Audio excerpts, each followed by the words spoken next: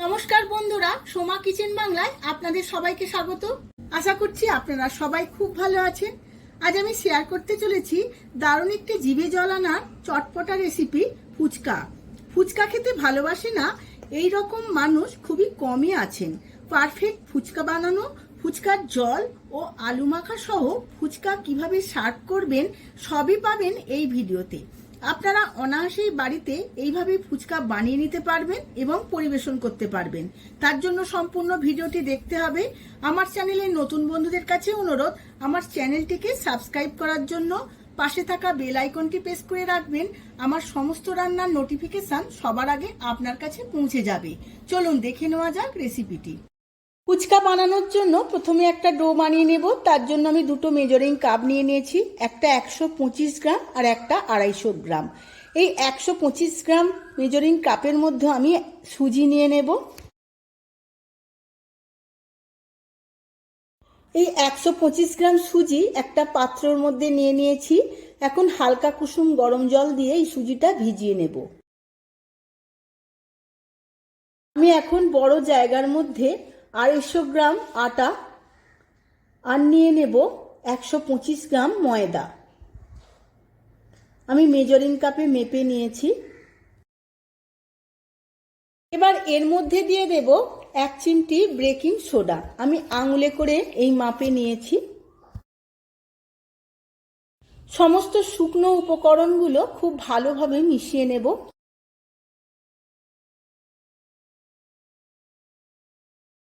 সুজিটা 10 থেকে 15 মিনিট ভিজিয়ে নিয়েছি। এখন এই আটা আর ময়দার মিশ্রণে সমস্ত সুজিটা ঢেলে নেব। এই সুজিটা দিয়ে সমস্ত আটা ময়দার মিশ্রণটা খুব ভালোভাবে মেখে নিতে হবে। এমনভাবে মাখতে হবে খুব স্মুথ যেন হয়, খুব শক্তও নয় আর খুব নরমও নয়।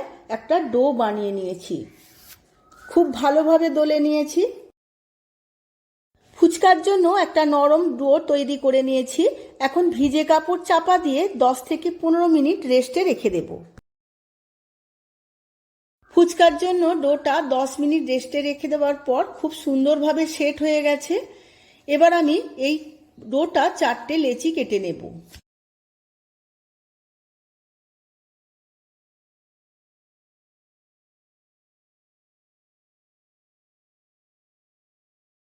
এখন আমি একটা লেচি বা ডো নিয়ে কিচেন টেবিলের মধ্যে রেখে হালকা তেল দিয়ে রুটির মতো করে বেলে নেব।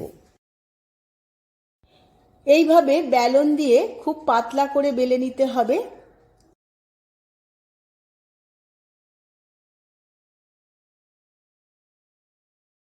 খুব পাতলা করে বেলে নিয়েছি। দেখুন বন্ধুরা, এই বেলা রুটির থিকনেসটা এই রকম রেখেছি।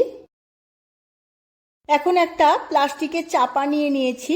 এইভাবে চাপাটা বসিয়ে বসিয়ে গোল করে কেটে নেব। এইভাবে গোল গোল করে কেটে নিলে খুব সুন্দর ফুচকাটা ফুলে গোল হবে।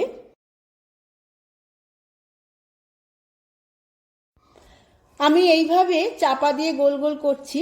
আপনারা লেচি কেটে বেলেও গোল গোল করে করতে পারেন, কিন্তু এইভাবে করলে একদম ফুচকা ফুলে নিরেট গোল হবে।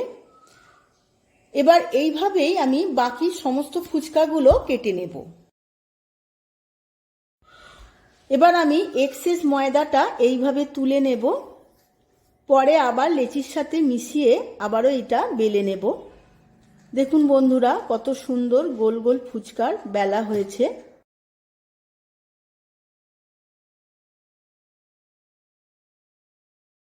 সমস্ত ফুচকাগুলো আমার বেলা হয়ে গেছে। এইভাবে আমি একটা ট্রেতে সাজিয়ে সাজিয়ে রাখবো। ওপরে ওপরে রাখবো না, সাইডে সাইডে করে সমস্ত ফুচকাগুলো সাজাবো। এবার এইভাবে আমি আধ ঘন্টা পাখার তলায় শুকিয়ে নেব। আমার মোট 4টে লেচি থেকে 80 পিস ফুচকা তৈরি হয়েছে। এক একটা লেচি থেকে 20 পিস করে ফুচকা বেরিয়েছে। আমি আধ ঘন্টা পাখার তলায় রেখে দিয়েছিলাম। এবার ভেজে নেব। আমি কড়ার মধ্যে সাদা তেল বসিয়ে নিয়েছি, তেলটা গরমও হয়ে গেছে। এবার একটা ফুচকা নিয়ে যে দিকটা পিছন দিক ছিল সেই পিছন দিকটা আমি তেলের দিকে দেব। এইভাবে আমি ফুচকাগুলো ভাজবো। এই সময় গ্যাসের ফ্লেমটা হাইতে থাকবে। দেখুন বন্ধুরা, একটু নাড়াচাড়া করতেই কত সুন্দর ফুলে উঠছে।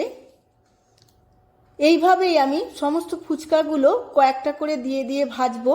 বেশি দিয়ে দিলে অনেক সময় ফুচকা ফুলবে না, তাই আমি কম কম করে তেলের মধ্যে ছাড়বো। এবার ভাজা হয়ে গেছে, তুলে নিচ্ছি।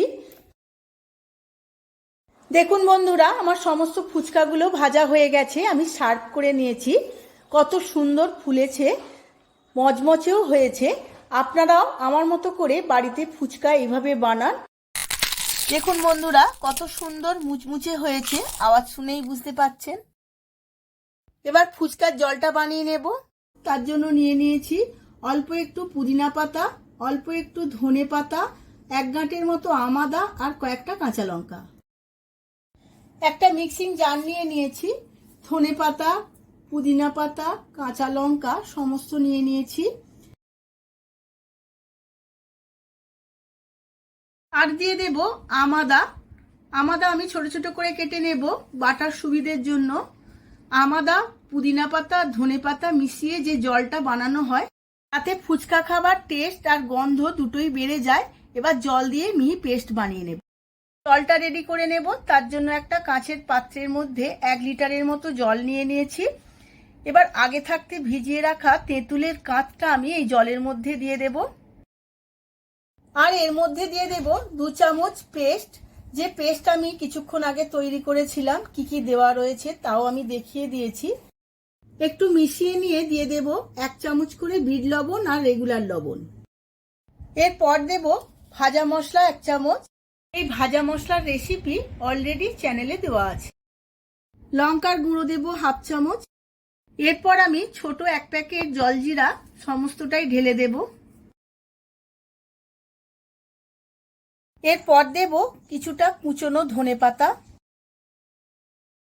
আর সবার শেষে দেব গন্ধরাজ লেবু। আমি হাফ করে কেটে নিয়েছি। এবার অল্প একটু রস এর মধ্যে দিয়ে দেব এবং গোটা লেবুটাই আমি এই জলের মধ্যে ফেলে দেব।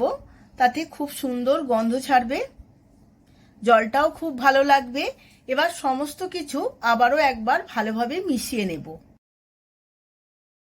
ফুচকার জলটা আমার রেডি হয়ে গেছে। এদিকে সেদ্ধ করে রাখা আলুগুলোর খোসা ছাড়িয়ে নেব। আলুগুলোর সমস্ত খোসা ছাড়ানো হয়ে গেছে। এবার আলুগুলো আমি মেখে নেব।